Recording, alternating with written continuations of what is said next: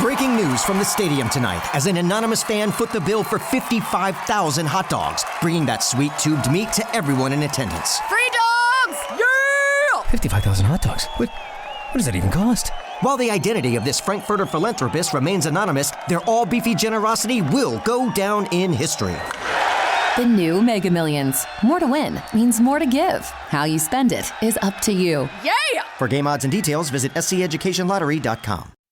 Ya sabes que una de las claves para vender, además de identificar tu cliente, además de hacer la prospección correctamente, es que tu propuesta sea lo más ajustada posible. Que tu propuesta comercial, tu discurso de venta, cómo presentas tu producto, tu solución, sea lo más persuasivo, lo más atractivo posible para tu cliente. ¿Y cómo se hace eso? Pues de esto, de cómo hacer que tu propuesta sea lo más atractiva posible para tu cliente, te hablo hoy en este episodio. ¿Estás preparado? ¡Comenzamos!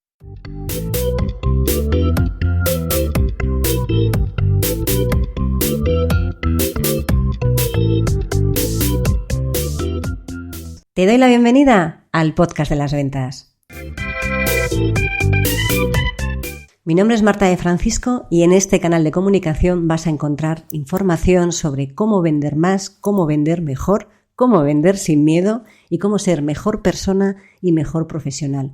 Porque ya sabes que somos lo uno y lo otro. Llevo más de 30 años vendiendo y para mí vender es una de las mejores profesiones que existen porque te permite ayudar, que ya sabes que para mí vender es ayudar a un montón de personas y de alguna manera que tú crezcas con cada persona con la que estás. Y de los conocimientos que he ido adquiriendo a lo largo de todos estos años y de los que aprendo cada día, vas a encontrar información en estos episodios del podcast de las ventas. ¡Vamos a ello!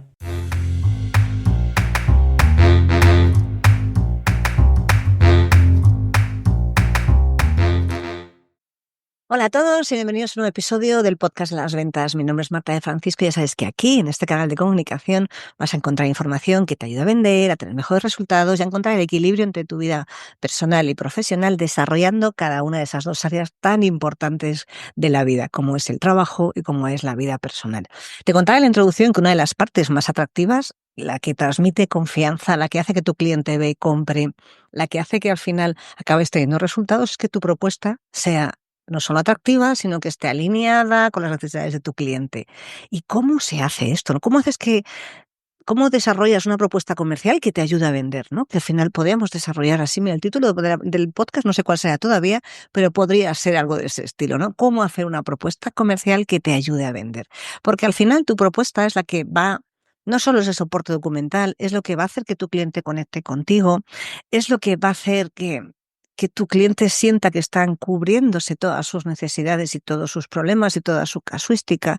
Y sobre todo cuando estás hablando, quizás cuando estás en el B2C no sea tan exagerado, pero cuando te dedicas a vender empresas, ya sabes que el soporte documental, la propuesta, cobra todavía muchísimo más peso. Toda esta parte de cómo estructurar una buena presentación, no solo de ventas, sino el documento final que entregas, es fundamental. Y fíjate, estaba pensando yo que en las mentorías que hago, esa parte teórica que doy a todos mis alumnos, está justo esa parte, ¿no? Cómo hacer una buena propuesta de ventas, porque sin eso, al final tu cliente no conecta, porque cuando tenga una duda después de haber hablado contigo, se va a ir de ese documento para intentar solucionarlo antes de llamarte a ti. Por eso es tan importante, porque a veces el problema es que la mayoría de las propuestas o nos pasamos a demasiado técnicas o demasiado genéricas, y luego no solo es que en el medio esté todo el abanico de posibilidades, sino que incluso aunque des con justo lo que tienes que poner, es aburrida. No te digo que tengas que hacer, siempre te cuento cómo aplicar el storytelling, no te digo que tengas que hacer que tu propuesta sea épica, estupenda, divertida y maravillosa. Hay cosas que son aburridas, vamos a ser realistas. Hay soluciones y productos que son aburridos de contar, pero la cuestión es que mientras la persona no lee, tenga la información suficiente para que no diga, vaya tostón que me han puesto aquí, que se han dedicado a copiar el contenido que está en la web, que eso anda que no lo hemos visto 1.000 millones de veces, ¿verdad? Por eso me gustaría que en este vídeo, tengas claros cuáles son los elementos que debe tener una propuesta para que consigas hacer ese nivel de persuasión necesario persuasión, no manipulación, para que tu cliente conecte contigo, cómo puedes adaptar el contenido en función de cada cliente y cómo puedes presentarla, no solo enviarla, porque a veces sí que es cierto que has tenido una reunión, la has presentado, pero cuando la envías, no solo decirte adjunto la propuesta, hay que darle un pelín de cariño. A mí me encanta esto, es muy gallego, lo de dar cariño a todo. Pero es cierto que tienes que darle un poco más de contexto, no simplemente te adjunto el PDF y te lo mando. Oye, vuelve otra vez a contar cosas, pero no me quiero adelantar, que eso te lo voy a contar después. Así que vamos ahí, ¿no? Vamos a ver, y fíjate que a veces es más fácil entender cómo estructurar una propuesta desde el punto de vista de qué no debes hacer en una propuesta. Porque a veces lo que falla en la mayoría de lo que falla en la mayoría de las propuestas es lo que te va a dar la información de qué no hacer. Y con eso tú ya tienes el contexto necesario para hacerlo. Pero bueno, no te preocupes que también lo vamos a ver. Entonces, ¿cuáles son esos errores más comunes cuando se hace una propuesta, ¿no? Sobre todo cuando estamos hablando de entornos B2B, que lo siento, si eres B2C, quizás esto te desconecte un poco, pero ya sabes que todo siempre es extrapolable y ajustable a lo que tienes delante en tu vida y en tu día a día. Generalmente están, la mayoría de ellas, como es el error número 1, es que están centradas en el producto y en la solución y no en tu cliente. Te dedicas a describir qué es lo que estás vendiendo, cómo lo estás haciendo, pero no lo que solucionas. Y a veces, y esto es sobre todo cuanto más técnico es, más posibilidades hay de que acabes contando esta parte y no, por lo menos, ni siquiera haya una línea al inicio para que tu cliente conecte de por qué, ¿no? Sea el por qué. Porque ¿qué problema estás solucionando? ¿Por qué te va a comprar? Porque estás solucionando un problema.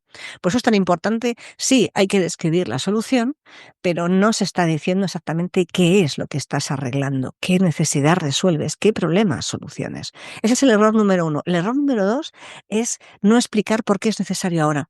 Porque transmitir la sensación de urgencia, transmitir la necesidad de comprar ahora, también es fundamental. Si no lo haces, al final tu cliente leerá la propuesta, pero no se quedará con ese run run, con esa sensación de que tiene que hacerlo ahora porque se está perdiendo algo importante. Si no hay urgencia, si no hay y puede ser urgencia en la parte económica, hay muchos sitios donde meter urgencia, es una propuesta más, no tiene ninguna necesidad de acelerar el proceso. Siempre hay que darle un plus en el que, oye, venga, si lo haces ahora tienes esto y además justo te soluciona este problema. Es muy importante meter la sensación de urgencia, es lo que va a hacer que tu cliente acelere el proceso. Si no, se va a quedar en la lista de cosas que les gustaría hacer si no entienden que tienen un problema o una necesidad que es urgente resolver ahora. Bien porque el problema sea gordo, bien porque si lo hacen ahora se ahorran dinero. También un error que es que a veces parece un datasheet, ¿no? Te lo contaba al principio. Generalmente la mayoría de la gente copia requisitos, copia características, ni siquiera llegamos a la parte de beneficios, que eso ya es un nivel superior a lo que estamos viendo, y cuanto más complejo, más descripción técnica hay. Y a veces te la piden, pero ponla como un anexo o mezcla descripciones más funcionales y más desde el punto de vista de beneficios que una mera hoja de productos, un mero datasheet. Dale un pelín de valor a todo lo que estás vendiendo, porque si no la gente va a empezar a ver una serie de características que entre tú y yo ya lo sabemos, las características no enamoran, las soluciones y los beneficios sí.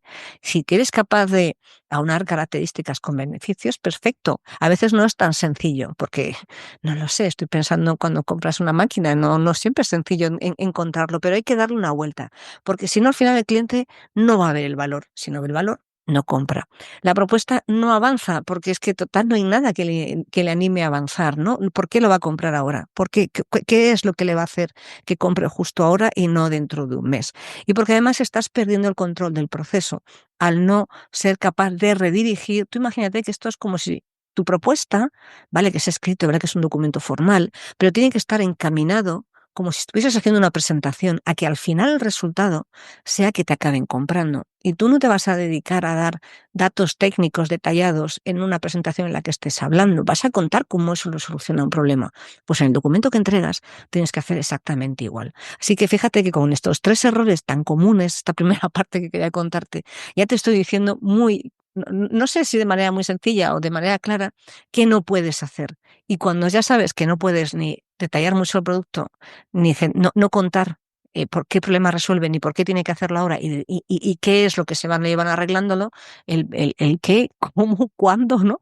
Eso, si no, al final tu cliente acaba desconectando. Entonces, ¿cuál debe ser una estructura de una propuesta que ayude a que tu cliente tome la decisión en un tiempo prudencial, que ya sabemos que en B2B el tiempo prudencial no siempre es lo que a uno le gustaría. ¿Qué es lo que tienes que hacer? ¿No? ¿Qué puntos tienes que tener en cuenta a la hora de hacer una presentación que conecte mejor con tu cliente y que por lo tanto lo que haga es que le lleves de manera más ágil a cerrar la venta? Primero, el contexto personalizado. Fíjate que al principio decíamos que nos centramos en la solución y no en el cliente. Ahora lo que tienes que hacer es aterrizar a la realidad del cliente lo que vayas a vender. ¿Por qué? ¿Cuál es su situación actual?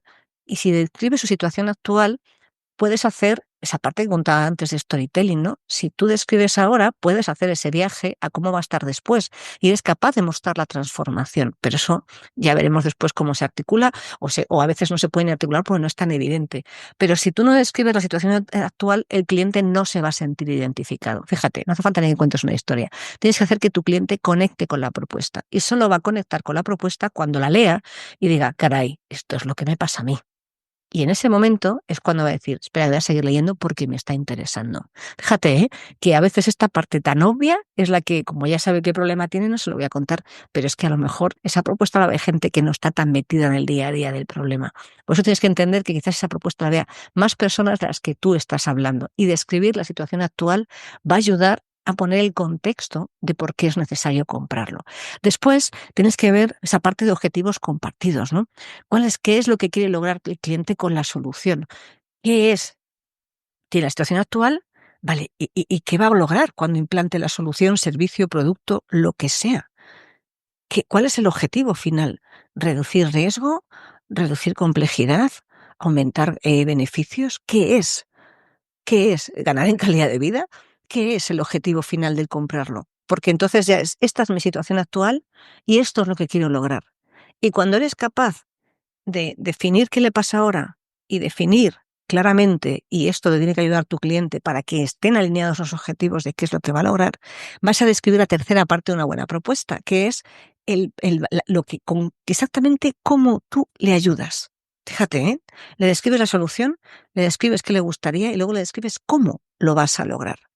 Es decir, aquí ya puedes contar desde una propuesta de valor concreta qué es lo que haces, cómo lo haces y por qué es la mejor opción. Esa sería la mejor manera de resumirlo. ¿Qué, cómo y por qué? No hagas descripción de datasheet, como hemos visto antes, no te pongas a contar demasiados datos, sino qué, cómo y por qué, con qué producto en concreto, cómo lo vas a llevar a cabo y por qué es mejor esto que otra solución. No te voy a decir que del mercado, pero por qué esa es la mejor.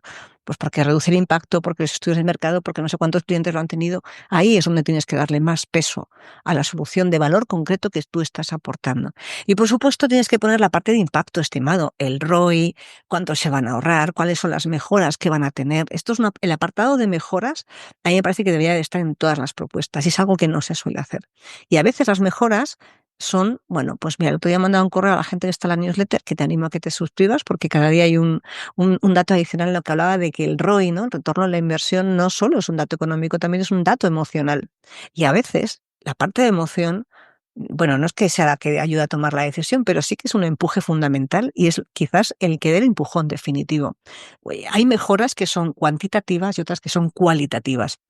Describir las mejoras es lo que va a hacer que tu cliente, bueno, pues tenga claro qué va a ganar, ¿no? Vale, tengo este problema, esto es lo que quiero lograr, con esto lo voy a hacer y además voy a ganar esto otro. Y después, como ya casi, no te voy a decir lo último, por último siempre es cómprame, siguiente paso, ¿no?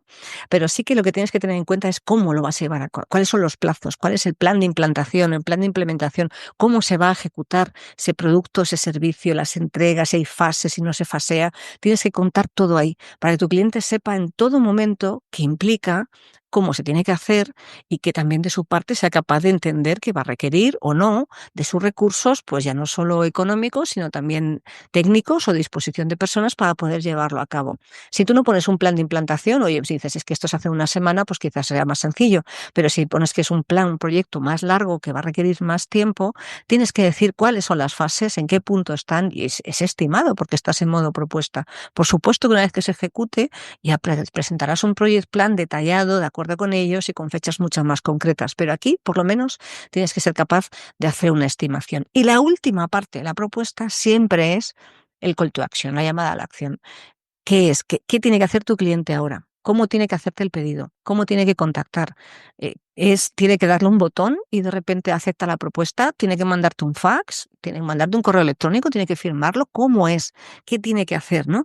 Y aquí, si haces una cosa súper fácil, cuanto más sencilla las propuestas, menos es más en todo en la vida y aquí también, haz fácil comprar. La parte de verdad, ¿por qué nos complicamos tanto la vida? Haz fácil comprar las cosas. Cuanto más fácil le pongas a tu cliente el proceso de compra, mucho más sencillo va a ser que te acabe comprando. Entonces ya tienes la estructura, ¿no? Hemos visto qué no hacer, cómo hacerlo, y ahora vamos a ver cómo lo presentas, ¿no? Cómo lo mandas, qué haces, ¿no? Lo que te decía, no puedes enviar una propuesta sin haber tenido una reunión con tu cliente. Hombre, si ya os conocéis y te pide algo, pero generalmente incluso si te pide más de algo, pues mira, sí, habrás tenido una llamada por teléfono, por lo menos. Pero si no, yo te diría que por lo menos intentes tener siempre una implicación previa para entender muy bien lo que tienes, qué necesidad tiene tu cliente y a partir de ahí poder construir tu propuesta.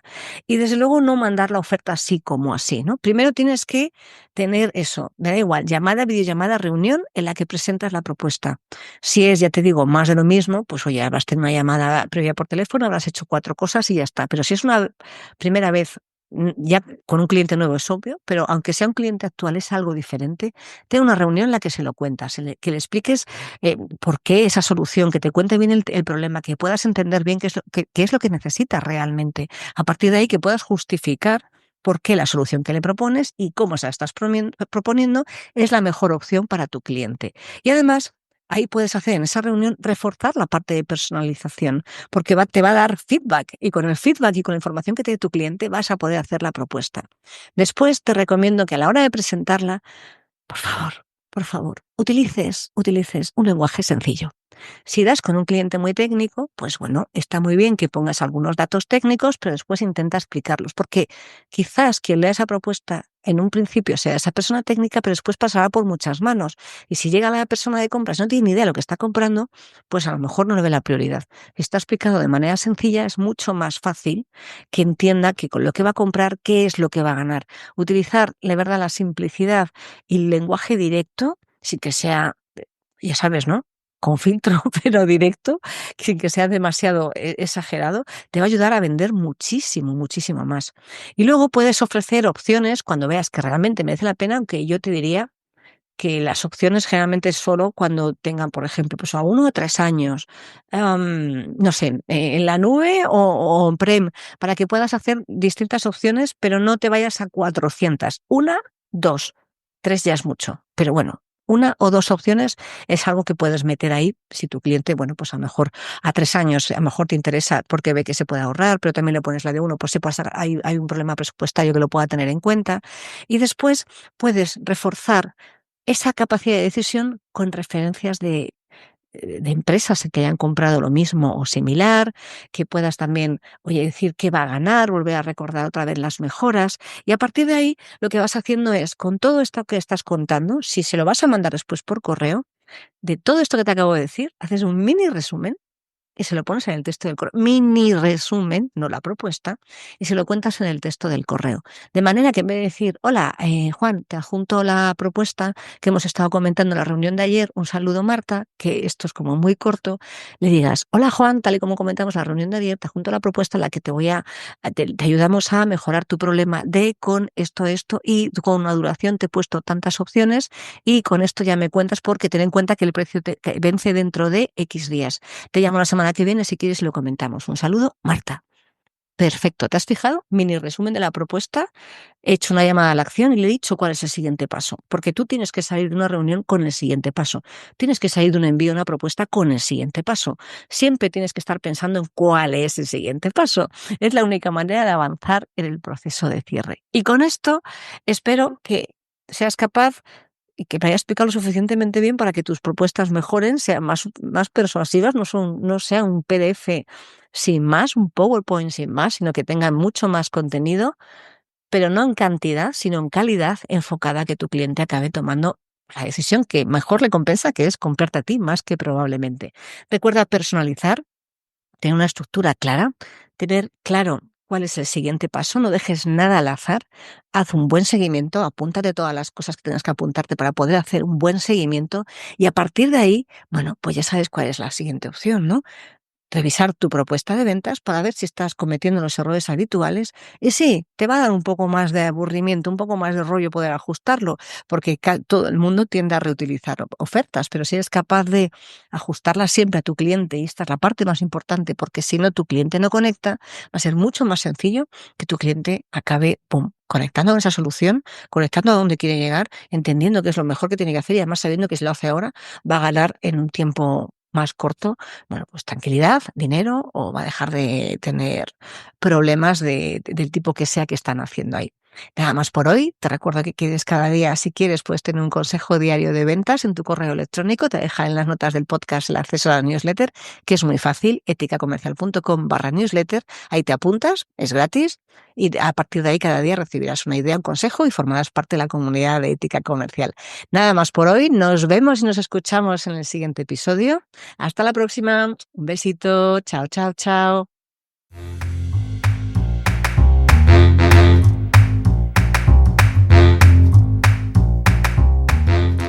Espero que este episodio te haya gustado y hayas aprendido o hayas disfrutado tanto como yo haciéndolo y grabándolo. Si te ha gustado, te ha aportado o de alguna manera ha hecho que te obligue a pensar un poco más, te voy a pedir un favor. Saca una captura de pantalla de tu móvil, compártelo en redes sociales. En Instagram estoy como @eticacomercial. Y si no eres de redes sociales o no te apetece, que también es una buena opción, por favor aquí en iVoox regálame un corazón o un comentario para que podamos hacer que este podcast crezca, para que podamos hacer que más gente tenga una manera diferente de ver la vida y de ver las ventas, porque estamos siempre continuamente aprendiendo. Muchas gracias por estar una semana más al otro lado del auricular. Nos vemos en el siguiente episodio.